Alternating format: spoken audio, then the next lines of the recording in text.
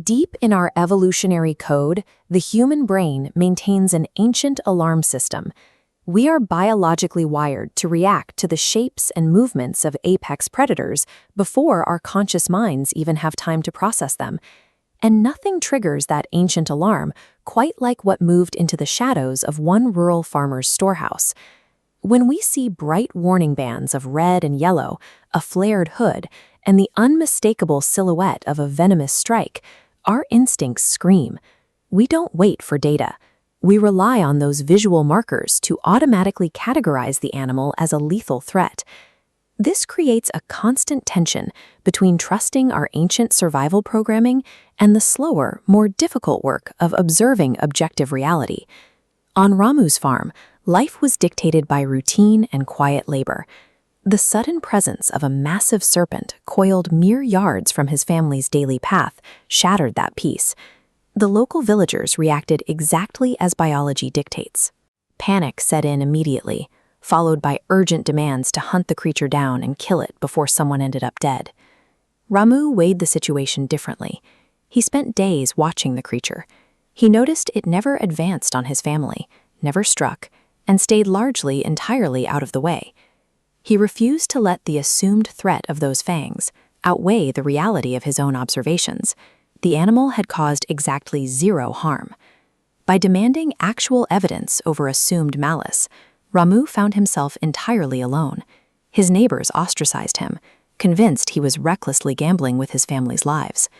Either Ramu was blinding himself to a lethal reality, or he had recognized a natural balance that the rest of the village was simply too terrified to see. The first real test of his theory arrived without warning. Ramu's young son was playing in the dirt, completely exposed near the entrance of the grain storehouse. From the tall brush, a wild, hungry jackal broke cover. It locked eyes on the child and began a rapid, silent sprint toward him. Before the jackal could close the distance, a massive coil of black and red violently thrust from the doorway, rearing high to block the path. The jackal skidded to a halt and retreated into the brush. In seconds, the terrifying silhouette that horrified the village had acted as an impenetrable biological shield for a vulnerable child.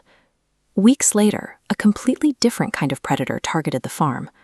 Under the cover of night, thieves slipped into the village, aiming to raid the post-harvest money hidden in the outer buildings. They never made it past the threshold. The creature left its dark corner and aggressively held its ground in the moonlit courtyard. The sheer size and threatening posture of the serpent sent the would-be robbers scrambling back into the night. The creature had transitioned from a misunderstood anomaly into a functional sentry. Ramu's decision to prioritize observed behavior over ancestral fear had physically protected his land, but deterrence only works against threats that can be intimidated. At the height of the monsoon season, the nearby river burst its banks, sending a catastrophic wall of water tearing through the village structures. The muddy waters rose with terrifying speed, flooding the farm and forcing Ramu's family onto the precarious, deteriorating roof of their main house, with no clear path to higher ground. As the storehouse finally collapsed under the current, the great serpent emerged from the wreckage. Instead of fighting the current blindly, the creature glided purposefully into the turbulent flow, navigating the churning debris with total focus. Seeing the animal lock onto a specific trajectory, Ramu gathered his family and plunged behind it. They tracked its wake through the chaos until they reached a solid, elevated mound, pulling themselves to safety as their farm vanished underwater. The transformation of the creature's role was now total. It was no longer just a passive presence on the farm, but the specific guide that had saved the family's lives. When the waters eventually receded, the aging serpent did not return to the rebuilt storehouse. It slipped away into the thick surrounding jungle, gone for good. The reaction of the community offered a stark contrast to those early days. The same villagers who had once armed themselves with pitchforks now scoured the tree line, feeling a genuine sense of loss. Their primal terror had dissolved. In its place, a profound reverence took hold, replacing instinctual hatred with deep, earned respect for the animal they once tried to destroy. This shift highlights the friction between what we are programmed to fear and what we actually see. It suggests that a terrifying reputation or an imposing appearance can often hide reality that is far more complex. Ultimately, the way the village remembers the creature changed because its actions could no longer be ignored.